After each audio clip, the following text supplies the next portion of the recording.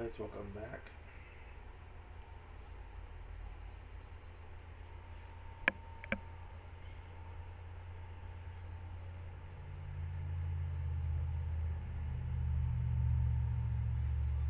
Welcome. Would you like a hot dog? Our shaved ice is the best you've ever tasted. You could have it with a strawberry syrup, melon syrup, or Hawaiian blue syrup. Try our takoyaki roulette. The winner's packed with lemon mustard. There are a great many booths at this year's Higurashi festival. Anything can become a festival if there are vendors selling food and music for Bontans, as I thought. It's still June, but it's extremely hot the past few days, almost if it's already summer. You have a June festival with Bond dance music under this kind of weather. The only thing that's missing to make a perfect summer festival is fireworks. This is a Kuma guy. Oishi-san, can you hear me? Over. I heard a voice coming from my portable radio. With this earphone, looks like I'm secretly listening to the horse races while on duty. This is Oishi. I could hear you loud and clear. The town counters give us a lot of food. We have oden, yakisoba, pork belly stew, and some barley tea. Do you mean the barley tea we can drink on duty, or the one we can't drink on duty? Well, if it's a canned drink, I'll take it. If it's in the cup, don't worry about it. Roger that. And the members of the town council are here to say hi. We have the mayor and the head of the Samazaki family, too. Oh, the old hag and Oryu is there. Can you tell her I'm patrolling right now and don't know when I'll be back? Sorry if you guys hear this noise right here. That's done. Well, I don't think I could do that for you, sir. She have a portable radio, so she told me to call you and bring you back here. She looked really mad. I'm sure it'll be a stroke that kills her.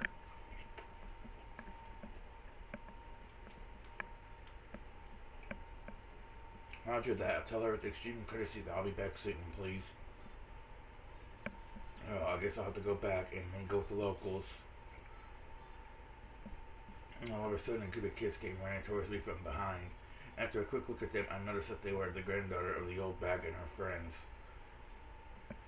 They occupied a corner of the shooting gallery stall, making a lot of noise. Mian Sanazaki, when acting her age, she's a cute, normal girl. But do I ever hate it when she acts like a member of the Sanazaki family?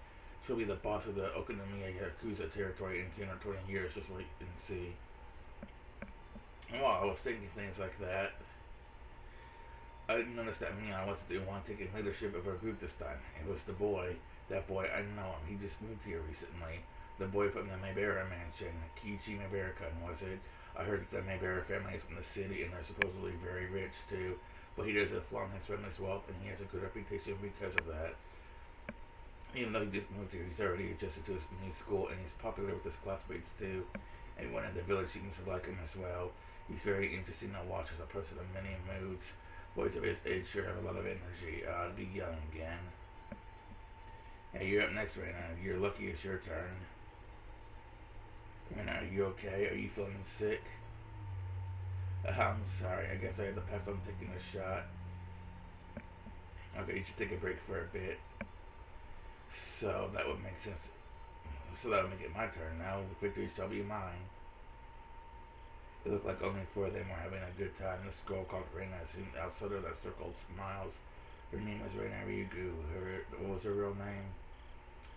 Couldn't remember, but I could check when I get back to the station. Reina is only a nickname. I believe she moved here a year before Maibara-kun did. Her mother divorced her father, something like that. She's a strong girl who does all the housework by herself. She's a very modest girl, I'm told, which is a rare in this era. Unlike Maibara-kun, it seemed like she hadn't really opened up to her friends just yet. They had looked like a group of five, but there's a distance between her and the others. It's a little sad, you know. Maibara-kun has become a part of this village, but Reina is still by herself. Well, that's just how it looks to me. Mrs. Oishi-san is chief and the section manager here. Please come back as soon as possible. Roger that. I can't believe that Chief came all the way here just to say hi to the locals. I guess he's very dedicated to the community service, eh? This is Takasugi Oishi-san, can you hear me? Do you copy? Over. Yes, I hear you. I'm on the way back right now. I'll be there in a minute. But don't hurry up, even though she might end up calling me. I ran back to the headquarters tent.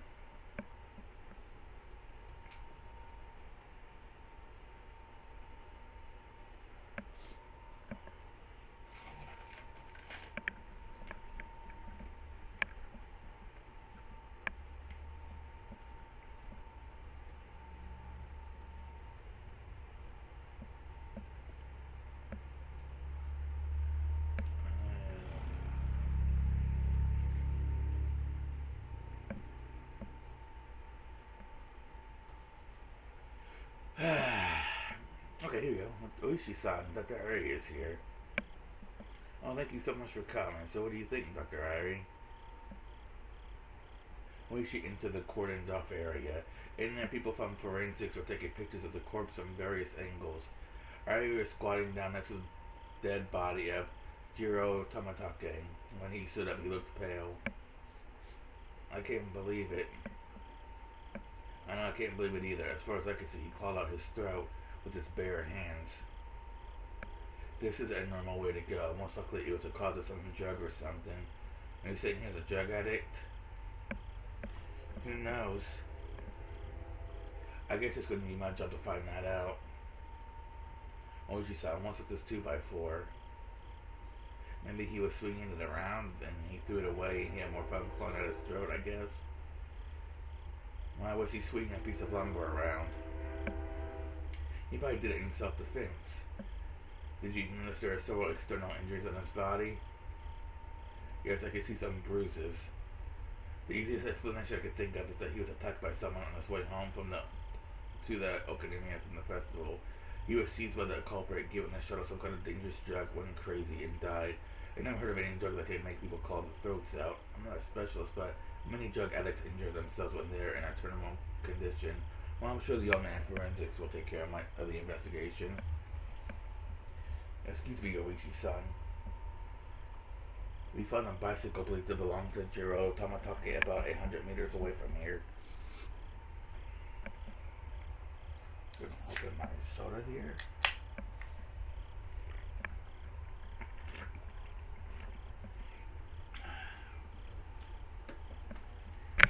Oops, sorry, I hit my mic there. I don't know if you guys heard that or not. Okay, back to it. Well, that's great. Thanks for the find.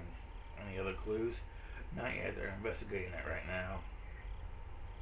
So that means the place where the bicycle was found is most likely the place he was attacked. And then he ran away from the suspect and ended up here. Oishi frowned, crossing his arms and fell on his chest. Ari was looking at the miserable corpse of Tamatake and he kept saying the same thing over and over. It's impossible. It's just impossible. Doctor, it happened so it was possible, okay? Try to think flexibly, although I get that you don't want to see something like this every day despite being a doctor. Anyway, thanks for your cooperation. You can go home now. We called you here for emergency medical care, but it looks like it was a wasted trip. Sorry. Oishi stuck his head out of the blue tent and asked, did anyone want to give him a ride home? Ari gasped all of a sudden as he turned to Oishi. What about Takano-san? What happened to Takano-san? What? Oh, you're a nurse? I think she was with them. Is she okay? Do you know her phone number? Of course. Kuma-chan, get her phone number from Dr. Ari and make someone to say she call her house. Understood, Doctor. Could I have the number? Yes, here it is. Kuma got the phone number from Ari, repeated it back, and then dashed away from the blue tarps. Doctor, Takano-san and Tamatake-san were close friends, right? Yes. Have you heard about any troubles between them? No, not even once. They were very close. Well, I hope she's okay. In the worst case, she could be dead or she could be the culprit. I see. Nurses have asked us for dangerous drugs. We don't have anything like that in my clinic. Even if we did, we'd be extra careful with them. There's no way Takano-san could smuggle out a drug at my clinic. But it's easier for nurses to do it than for regular people, right? Like I said, I never heard of a drug like that, and I don't have anything like that in my clinic. Oishi-san, she is in her home. The standby unit says they're going to her house to check. Doctor, can you give me her address? Come on, Chan. Can you also check if the police headquarters has found any unidentified female bodies tonight? Maybe we should check the other prefectures too. Tell the section manager if he could call the headquarters and nearby prefectures ask if they have any unidentified female bodies. Yes, sir. Are you saying that Takano-san might also be dead? Well, I don't know. I don't know if she's dead or if she's the culprit. Of course, it's possible she's not involved at all. She might just be getting drunk in a bar somewhere. It's unbelievable who does things like this. Well, it's unbelievable to me, too. This fits with the rest of the mysterious deaths in Hinamizawa. It's been 5 years now that I make this the 5th curse of Oyashiro-sama. Damn it, I got to get whoever's behind it this year for sure. I really want to put an end to these cases before I retire. Oichi hates the curse of Oyashiro-sama and have been leading him around by the nose for 5 consecutive years. The victim of the first year that manager of the damn construction site was his friend. Despite his desire to avenge his friend, the mystery had only deepened, and in one case followed another year after year. Oishi would be retiring next March. As a retiree, he'd be able to ask about the progress of the investigation, but he wouldn't be able to take the initiative anymore. I know this year was his last chance for revenge. Would he have to put his head in the lion's mouth to capture the culprit? Oishi quietly clenched his fist. I believe that this maze has an exit. Maze is a very convenient word. A maze always has an exit. You don't call it a maze if it doesn't have one. I know I'm on the right path towards the exit of this maze. I used to miss these minor divergencies, but now I don't miss anything. I don't make any mistakes. This time I could feel a response that was different than all the other times. I'm sure I could finally get to the exit of this maze. But no matter which path I choose to come to this point, Jiro Tamatake always dies.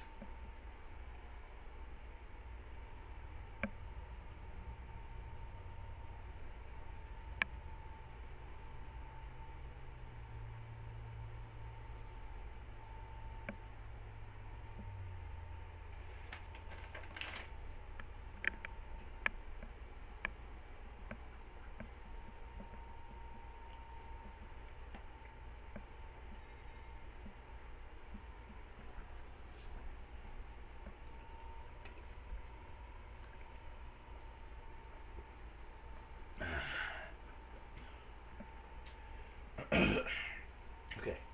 Rena had been sick ever since that day, and she hadn't been able to join in on club activities as often since. Yeah, I still feel feverish. You do, huh? That's a pity. Hey, Rena, why don't you try and play with us today? I think you'll feel a lot better if you blow up some steam with us. You got this all man's agreement. Do you think so? Do you? Sometimes resisting arresting too much is bad for you. They're quite correct. All illness comes from the mind, don't you know? Everybody has suspected for a while that Reina isn't really sick, at least physically. It's just that many things happened to her, and once she caught a mental cold. That's why I thought she would be better once she played with us like we used to. It seemed like Reina was aware of that too. She knew that she had to get over a state of depression soon, and she wanted to get better, and she wanted to have fun again every day. Okay, I'll do it. Great, that's the spirit. Considering the fact that Reina's still recovering from her illness, let's play a tabletop game today. Let me see. Mia started rummaging through her locker, humming to herself.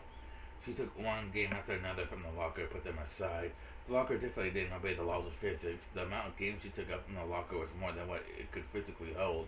I forgot about this one. Let's try this. Today we'll be playing this detective game. Oh, what's that? Sounds interesting. Well, this is a game where you guess the culprit, the murder weapon, and the scene of the crime. So it's Clue. Nice. Clue's fun. Anyways, it's a game where you use your brain. It will pick it up as you play. All you need to do is note down the information you have. Ho ho ho. In other words, you need to learn the trick of note-taking. This is a game for intelligent people like myself.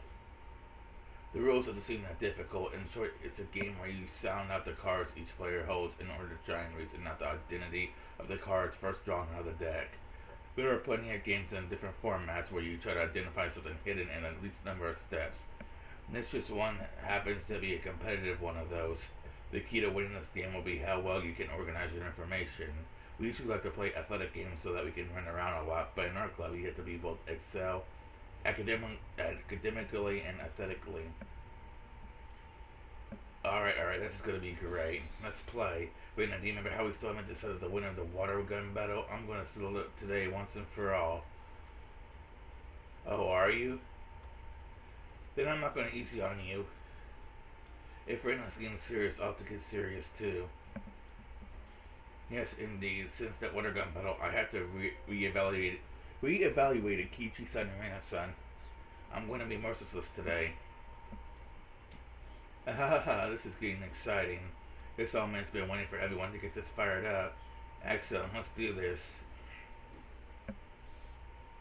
Are you ready? I did it with a knife in the library. Okay, my turn. Kichika did it with poison in the hall. My turn. Mia did it with a pistol in the lounge. You holding the pistol, aren't you? You're bluffing. I'm like another suspect in the murder weapon. I've narrowed the scene of the crime down to 2. Oh, you're good, Rika-chan. I've narrowed down the suspect but to 2. It's hard to pin down which one it is. I'll give you a tip. There's always a hint in the question the other players ask you. If you figure it out, you can even solve the mystery by the order of the cards and the others put down on the table. I see. Damn it, I underestimated the depth of this game. Oh no, my notes are such a mess. I can't even read my own handwriting.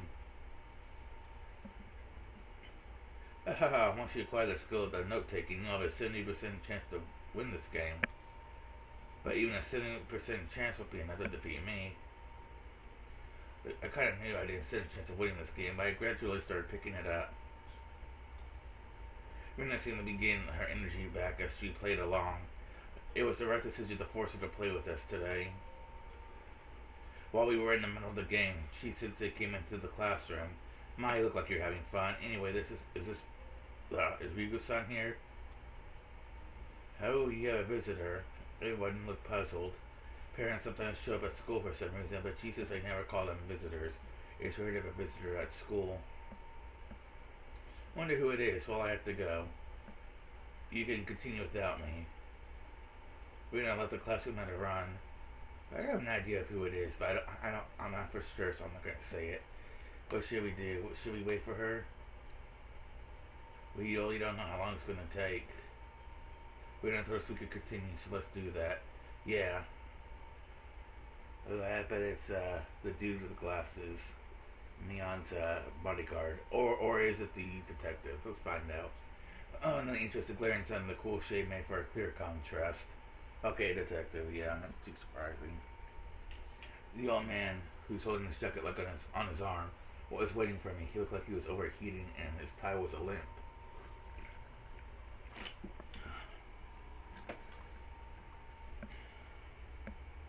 Are you Rigo-san? Reina Rigo-san. Or is this Rina call me Reina? I've hated that name.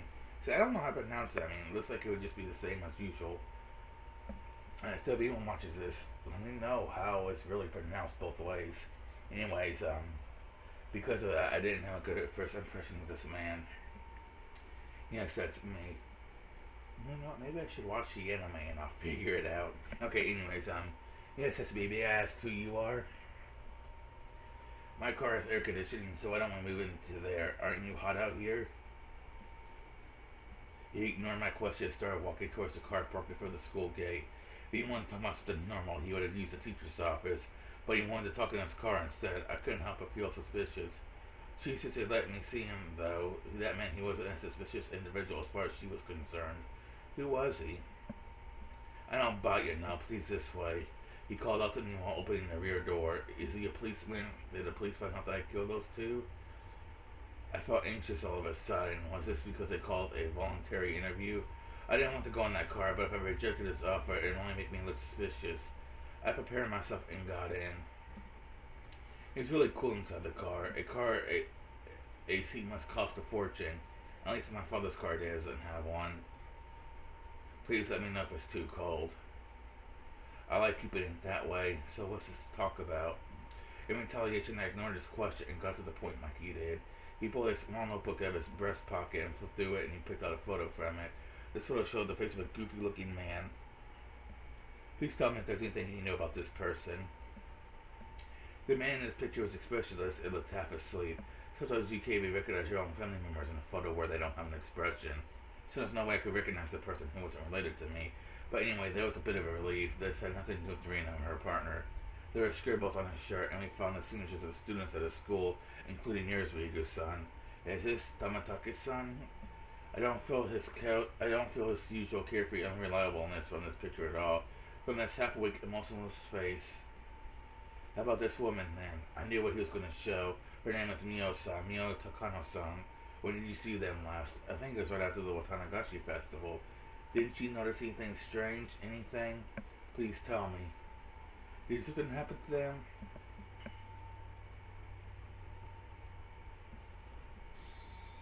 Yeah, I got it. To tell you the truth, I wasn't sure if it was Rena or Mion. So you gambled. How risky. It doesn't matter how he won. What matters is that he won. Oh, Rena, welcome back. What took you so long? Mion noticed that Rena had returned. She looked exhausted. I had no idea what she talked about with the visitor, but it was obvious it wasn't something fun. Rena, are you okay? What? What's okay? What? I'm talking about you. You look pale. Are you sure you're alright? Rena tried to convince her she was fine, but her face clouded over for a moment and she decided to leave early. I shouldn't have forced her to join the gang. I was regretting it a little. Rena probably forced herself to play with us even though she wasn't feeling well at all. Rena put her stuff in her bag, apologized to us for leaving early, and left the classroom. Well, she's gone now. I guess we have to keep playing until we have a loser. That's right. Whose turn is it? Meep. Okay, Rika-chan, come on.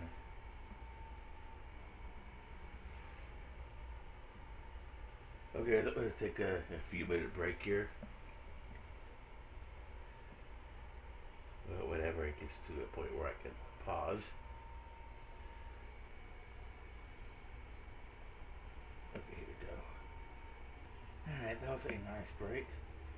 First of all, I wasn't very close to Mio's son. I knew who she was, so I greeted her whenever we happened to pass by. But that was about it. I never really talked to her except for the one time. And that time was only recently. It was between the day of the Watanagashi festival and the day I was caught in the act of burying of 2 corpses by Kichika and my other friends. I had a phone call from the library that evening. I was told that my father needed to return the book he borrowed. He was shopping at the home improvement store at the time, so I went to the library to return the book for him. While I was there, I thought about borrowing some books for myself, and I started walking around the library. I saw her there. Oh, Rena-chan, hello. Mio-san, hello to you too. I didn't expect to see you here. Really? I was going to say the same thing. I always spend time here, and I never seen you here. She smiled in a very attractive and charming way that only mature women can do. Her smile gave no indication that she knew her death was just a few days away. She said that she often met with Tamatake-san at the library. It seemed like she had some time to kill, so she had told me she wanted to buy me a drink. I had nothing to do after that. I let her buy me a canned iced milk tea from the vending machine in the library, and we talked for a while. Once I came to think about it, it was a little ironic. She mostly talked about the series of mysterious deaths in Hinamizawa. She had no idea that she was going to be the victim of its 5th year. The series of mysterious deaths? You've heard about it at least once, haven't you? 4 years ago, the manager of the damn construction site was murdered. 3 years ago, the Hojo couple died. 2 years ago, the Furudo couple died. Last year, it was Satoko-chan's aunt, and the series of mysterious deaths have been going on for 4 years now. And in a few days, it'll be the 5th. I've heard about it, but you don't know for sure that someone will die this year. I do. Someone will die in a few days for sure. That's the old saying, anything that happens twice will happen a 3rd time, so it's always also true that what happens 4 times will happen a 5th. Mio-san was convinced that the 5th mysterious death was going to happen, but she didn't know she was going to be the 5th victim. That's ironic and also really creepy, but there's always something creepy about her. So maybe she knew that she was going to be killed in a few days, but she still mentioned that mysterious smile. The series of mysterious deaths in Hinamizawa. Of course I know about it. I lived there for more than a year. Every day at the Watanagashi festival, one traitor to the village dies mysteriously. It's been that way since the damn conflict. Each case was solved individually, but mysterious incidents still happen each year. It makes me wonder if there's some kind of will to all this. The creepiness and incomprehensibility of it all gave the rise to the name, the curse of Uyashosama, which fit perfectly. Despite this, I always thought the curse of the Uyashosama was just a series of coincidences. My reason for that is because I strongly believe that Satoshi Kon was the one who murdered his aunt on the fourth year. I don't have any evidence, but I just know it. I know that Satoshi Kon was in a serious predicament last year and had nowhere to turn. He had nowhere to help him, but he could save Satoko-chan as soon as he could. Satoshi Kon thought it was through and made the best choice he could handle with the situation, just like I did when I had my problem with Rina. I hesitated to inform Mio-san that Satoshi Kon was the murderer on the fourth year, so I just listened to her for a while. According to her theory, the series of the mysterious deaths isn't just a set of coincidences, but is instead a series of interrelated murder cases. At that point, my theory was completely the opposite of hers, but I decided not to cut in. You know about the cult of Uyashiro-sama here in Hinamazawa, don't you? Takano-san started telling me that Hinamazawa was once called Onigafuchi. She also explained the story of how the villagers were in the old days, showing me the scrapbook she was so proud of. The villagers back then were called man-eating demons, but they were also admired as transcendents, enlightened people not bound by earthly desires. So according to your theory, a group of cultists who worship Oyashiro-sama are living in Hinamazawa, and they're trying to show the power of their gods by enacting this series of mysterious deaths, right? I'm not sure if we should call them cultists or fundamentalists. The line between them is very vague. In the Meiji era, when the name of the village was changed to Hinamazawa, the customs and the traditions of Onigafuchi were brought to an end. I think there are some people who want to revive those traditions and regain the name and hall of Onigafuchi. Mio-san's theory is more than a little crazy, but it was also fascinating. At first, her theory had sounded like she was just jumping to conclusions, but after she eagerly showed me the documents that she'd been studying, I started to think that it wasn't actually too far from the truth. If her theory was true, it would mean that the accidental deaths of the Hojo couple in the second year, the suicide and the death by disease of their feudal couple in the third year, and the drug addict murder in the fourth year were all cooked up. It means someone who has a lot of power and influence over the place was involved. When I pointed that out, Mio-san nodded in agreement, and she started talking about how they strongly were rooted in the village and how deeply they were involved with the many public organizations. After she finished explaining all that, I finally noticed that Mio-san was suggesting that the three families, including the Sanozaki family, were the masterminds behind the murder incidents. In fact, the Sanozaki family was really powerful. They held influence not only over Hinamazawa and Okonomiya, but also the entire Shishibone area. It might not be wrong to say that they even hold influence over the entire prefecture. If the Sanozaki family is behind all of this, her theory would be more realistic. But that means I should be suspicious of Mi-chan. No, I shouldn't, but in fact, Mi-chan was very cold and unkind to Satoshi-kun when he was going through a tough time. I know there was a conflict between the Sanozaki family and the Hojo family during the damn wars, but still, she was very cold to Satoshi-kun. But Mi-chan admitted that what she did was wrong, and I forgave her too. I didn't want to think about that again. I decided to change the subject because I knew it'd make me uncomfortable if we kept talking about the Sanozaki family.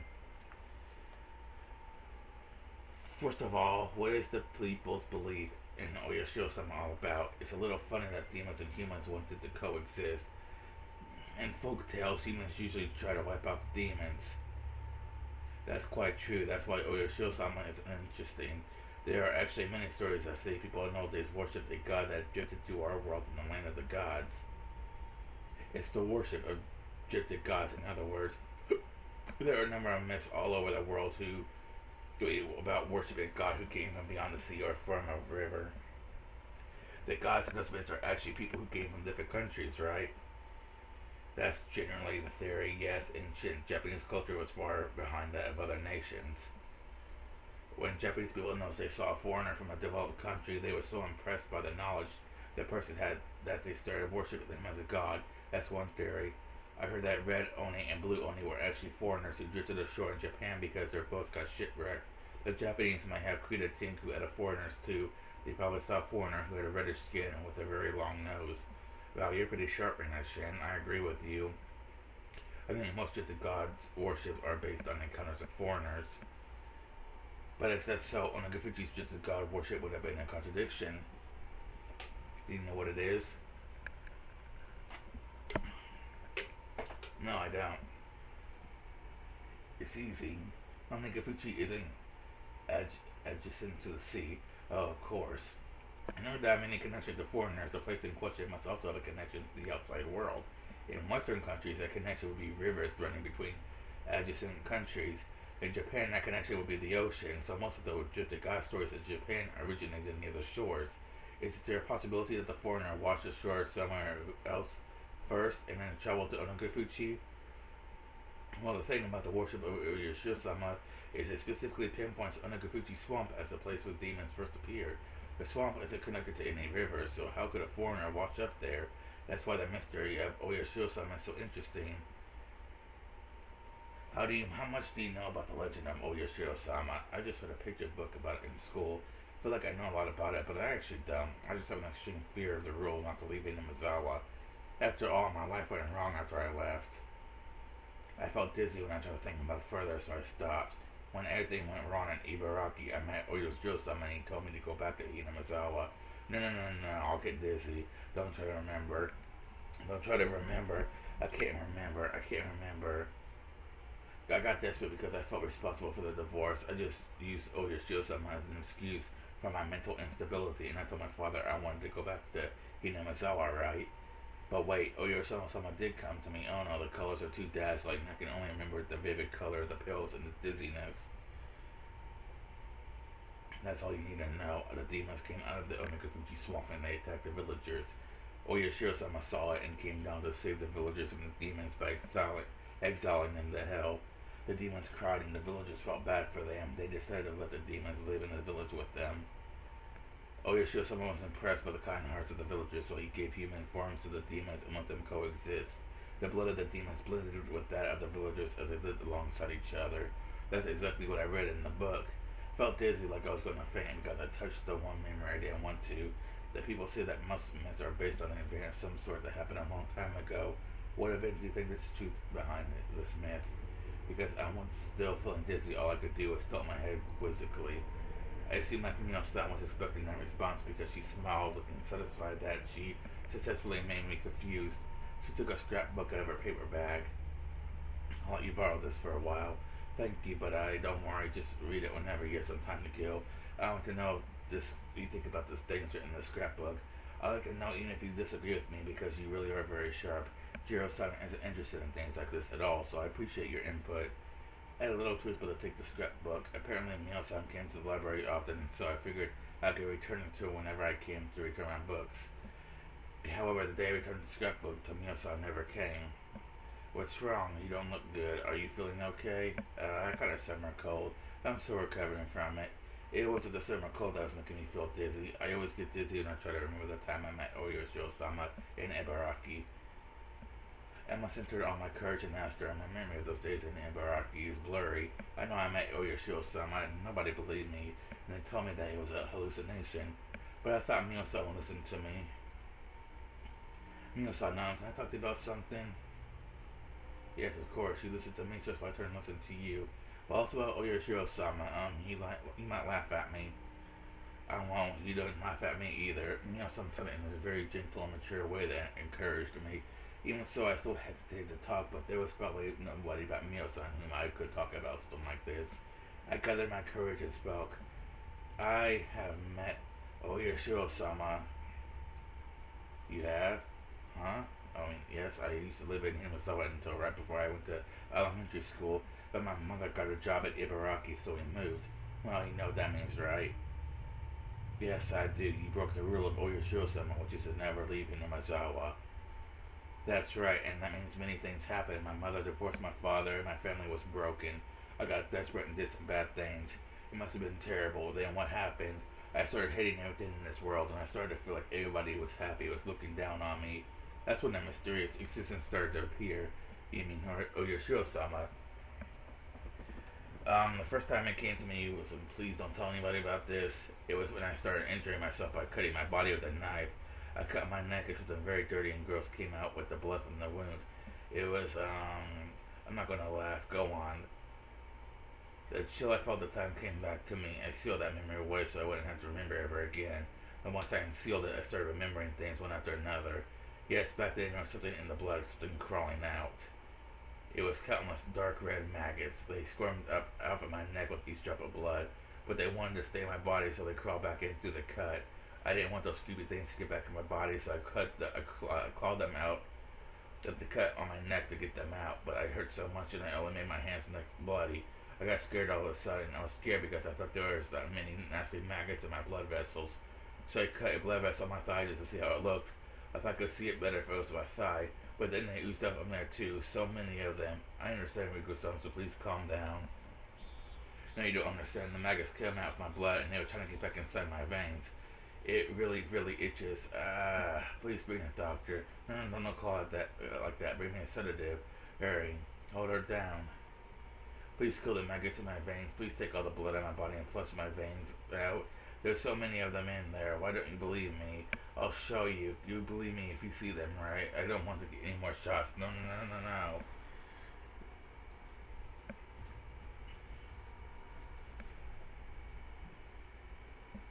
Calm down, okay? Neo-san sat next to me and held my hands tightly. Her touch brought me back to reality. So what happened? Nobody believed me, but then he showed up. Someone came to me. The memory was very vague and I saw flickering lights. It made it difficult for me to remember. I met Oyashiro-sama. That sentence is all I remember. The memory of actually meeting Oyashiro-sama was unbelievably vague. After I got out of the hospital, I continued being treated at home. I still felt stuff moving in my veins, so I wanted to cut at my body to make the blood ooze out so that I could make sure there were no maggots in there. Usually I was sleeping like dead because of the strong pills I was taking. But one day I forgot to take the pill and my consciousness was very clear. I felt the maggots moving in my veins and I felt the urge to look inside. I cut a vein on my wrist. I knew it, a lot of blood and musky red maggots came out from the wound. I wanted to wash them off before they crawled inside me, so I put my wrist under running water in the bathroom sink and I tried to open the vein.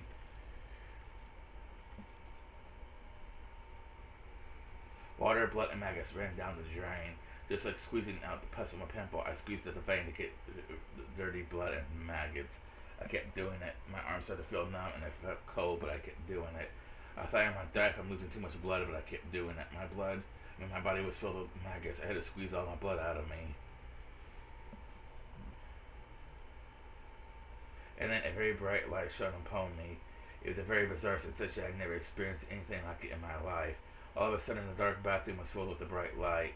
It was very, very bright but gentle. It wasn't like the light from the merciless fluorescent bulb. It was very warm and gentle. That was Oyashiro-sama. Oyashiro-sama was looking at me with gentleness and sadness in his eyes.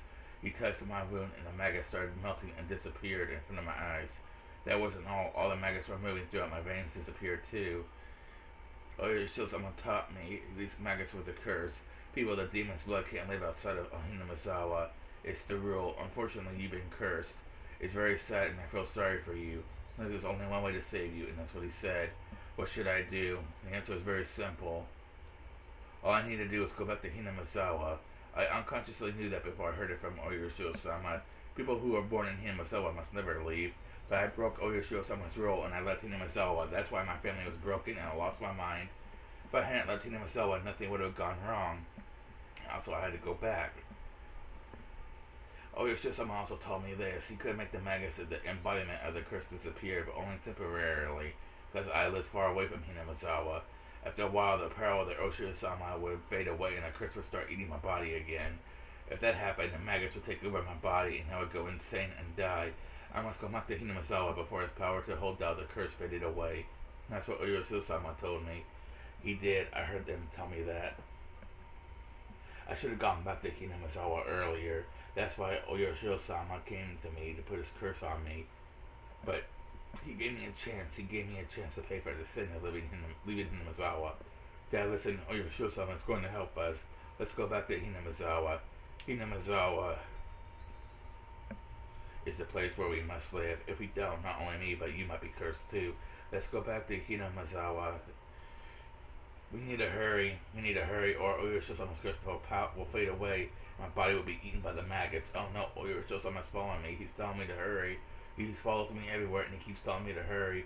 He keeps apologizing to me for putting his curse on me. He follows me everywhere and he keeps apologizing. I'm telling you the truth. I am. Why can't anybody see it? Why can't they see the maggots or Oyashiro-sama? Everyone's trying to fool me. I know they can see them too. No, please stop. I don't want to get another shot. Ah.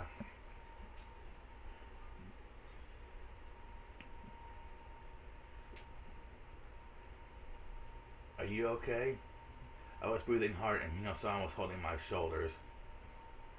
I could feel that terrible memory I've been trying to forget was awakening. The doctors tell me that memory was just my delusion. They tell me that since I blamed myself for the divorce, I unconsciously had a desire to blame someone else for it, and I unconsciously connected the desire to the folktale of Oyashiro-sama that I read when I was little. I had drug treatment, received counseling, and waited. I gradually got better and proved things I saw were just a hallucination. The doctors asked my father to consider moving to Hinamizawa if possible. Fortunately, he wanted to change his living environment to heal his pain from the divorce as well. So we came back to Hinamizawa. After we came back to Hinamizawa, I felt it. I felt it in my bones that this was the place we should live. And I also felt Oyashiro-sama's blessing. I definitely felt it. I felt the curse of Oyashiro-sama starting to break. I was free. After I moved here, I went to the clinic in Gogura for a while. The doctor gave me some poisonous-looking pills, and I kept taking them for a while. The terrible memory gradually became unclear, because whenever I tried to remember it, I could only remember the strong side effect of the pills, and it made me dizzy. That's how I regained my peace. Then I changed my name. Rina. The reason was because my name reminded me of those bad memories. I didn't want to have anything icky in my life anymore. That's why I came up with the idea of taking icky out of things. After I took the I out of icky from my name, I knew where the only R-E and Na left. Rina, maybe it's Rina without the I. I don't know. That's how Rina was born. I like that. When I introduced myself to the classmates, I told them to call me Rita. Sis said that had been my name. It lived in my new life as Rita. I cut away all the sad things that happened when I was Rita. My father still calls me Rita, but I don't feel as bad as long as it's just my father and my relatives. But then Rena came into my life one day and she called me Rena. Because she called me Rena, those colored lights started flickering again.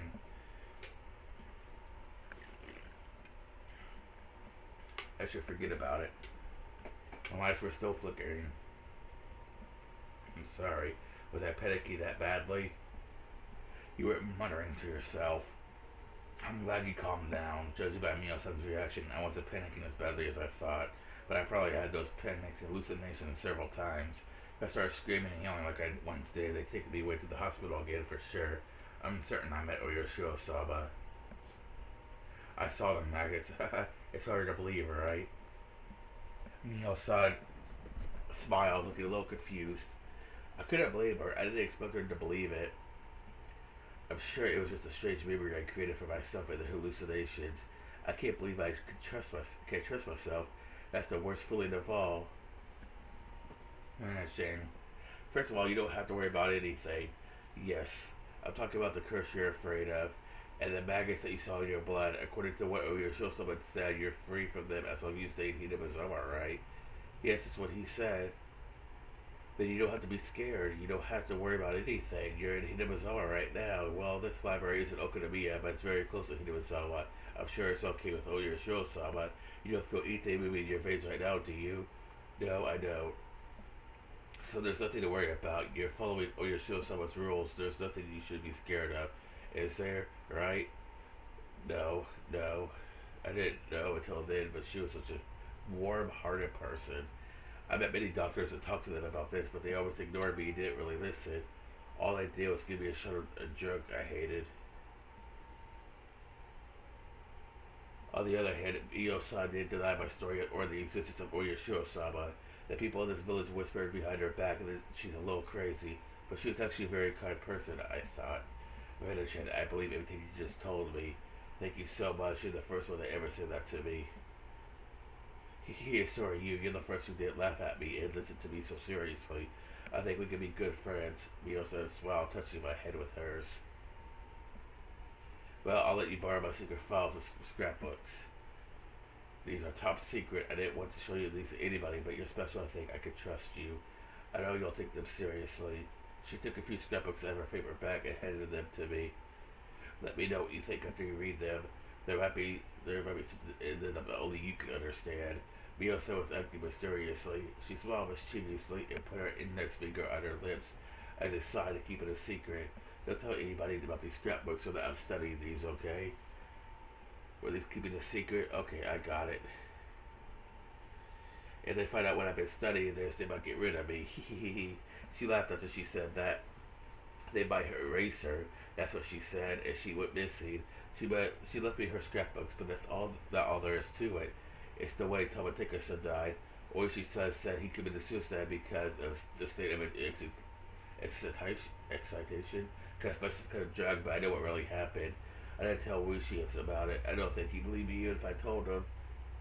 Without a doubt, Tsumihoroboshi died trying to get rid of the maggots. It was nothing other than the curse of Oyashiro-sama. To never leave Hidemasawa isn't the only rule of Oyashiro-sama. There are more.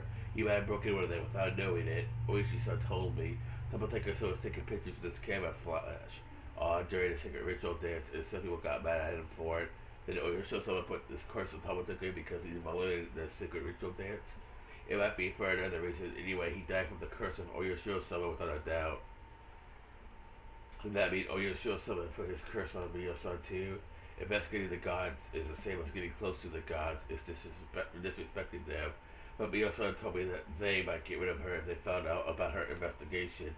By they, she meant humans. Plus, according to her theory, the three families are in a conspiracy to revive the faith of Oyashiro-sama. But I could tell by the way Tsumihoroboshi died that it was acts of curse. I'm certain about that curse because I experienced the curse myself. At first glance, that seemed incompatible with those conspiracy theories about human beings. I remember that Oishi-san told me that about some kind of drug that can make a person commit suicide. So the three families have a secret drug that can cause the curse of Oyashiro-sama? That's impossible. Plus, I didn't get any shots of suspicious drug like that. I had a normal life in Ibaraki. I wasn't involved with the Sonozaki family or the Kiyoshi family. Oishi-san asked me a favor. He asked me to tell him secretly if I saw or heard anything suspicious. It could be about me, Chan, Rika-chan, or anybody in the village. Miyo-san believed that stories about Oyashiro-sama now she's gone. Tsumihoroboshi died by doing the same thing I did. Oh, no. I don't want to get involved with the curse of Oyashiro-sama. Is this a conspiracy of a group of fanatical cult members, or is it the curse of Oyashiro-sama? Is everything just a cynical coincidence, or maybe it's a mixture of a conspiracy and the curse? I don't know. Is it the work of the humans, curse, or coincidence? Oh no, even the light of the sunset was making me feel dizzy. When did the sunlight in Hidemasawa get so mean? Miyo-san told me to keep her investigation secret. I have her top secret scrapbooks. They might hold the truth about everything. When I realized that, I got scared all of a sudden. I might end up the same way as Miyo-san because I have her scrapbooks. If it's a conspiracy, I'll be erased. If it's a curse, I'll be cursed. I should burn the scrapbooks. That's the safest thing to do. But Miyo-san believed my story. Miyo-san listened to me without laughing. It felt wrong to burn them without taking a look. If it's a conspiracy, I have to expose it. If it's a curse, I have to break it. I shouldn't run away. I should fight. That's right. I decided to fight to seize my happiness. I shouldn't give in to misfortunes. I have to fight. I'm going to get rid of all the things that are trying to ruin my peaceful life. I'm going to read her scrapbooks when I get home. I started walking faster.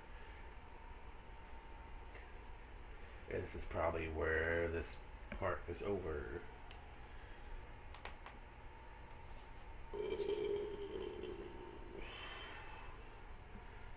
Okay, I received a new tip.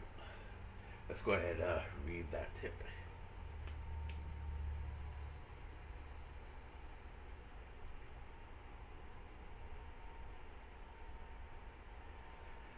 Okay, Kurito Mental Clinic. Hello, to get straight to the point, we can assume that this is an acute case of post-traumatic stress disorder. The patient is subject to tremendous stress because of her parents' sudden divorce and being forced to choose to live with either her mother or her father. Furthermore, the patient firmly believes that she was responsible for her parents' divorce, which further drives her to self-mutilation. The patient's largest shock stems from a sense of betrayal of her own household, which she believed was an absolute safe haven. Henceforth, there is a high possibility that the patient will resort to psychological defense measures to protect her family. For example, she might feel high disdain for any person of the opposite sex who approaches her father. She might feel uncomfortable about having other people in her home. She might also display eccentric behavior in order to keep people away from it. As for example, in the latter, there are reported cases of patients unconsciously bringing home garbage. It's highly important that the patient remains in close communication with their father. By deepening the communication between the two of them, it'll strengthen their family bond and loosen up her anxiety. Since the patient only shows sign of an acute syndrome in this case, there's a very good chance that she'll recover within 3 months with their father's support and proper medication. However, it's common for a patient who seems to have recovered to have sudden reoccurrence, a flashback, even after 10 years. Her father is still fairly young, and there's still a chance that he could remarry. However, seeing an unfamiliar member of the opposite sex through remarriage could trigger a flashback in the patient, which may lead to avoidance behavior or hyper-awareness.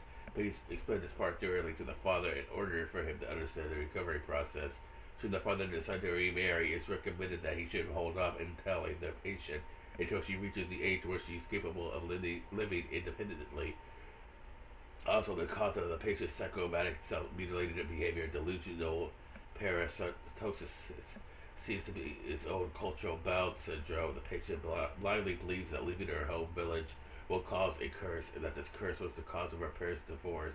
We believe this is a subconscious defensive mechanism to reduce her mental trauma by shifting the blame from herself to her village's curse. According to the patient's statement, the culture of her home village is extremely strict and exclusive. The patient believes that there's no way to be safe from the curse other than by going back to the village, as the curse will continue as long as she lives in her current environment. Through this, we see an inclination of schizophrenia and believe the chances are high that the patient will continue to alter their perceived reality. Schizophrenia, a case where patients' personalities are reduced, causing altered perceptions of reality and delusions. Her delusion about the magnets dwelling in her blood is a perfect example, and also the cause of her psychosomatic self-mutilating behavior. When a delusion involves psychosomatic self-mutilating behavior, is extremely dangerous. I highly recommend for the father to move back to the village if he's financially capable. Allowing her to live with the relatives in the village might also work. If such a strong belief can induce symptoms such as self-mutilation, there might be other cases similar to this one. Perhaps prior medical files that document similar cultural bowel syndromes may be available at a large medical institution in her local area. It will be then possible to provide better and more accurate mental care for the patient by obtaining these case files. This B-size letter was with a bunch of memos. Following was on the backside of the letter: 1 chukadan, 3 Shanghai style gomoko yakisoba, 1 large fried rice. Okay guys, that was it for this video. I thank you guys for watching, and I'll see you guys next time.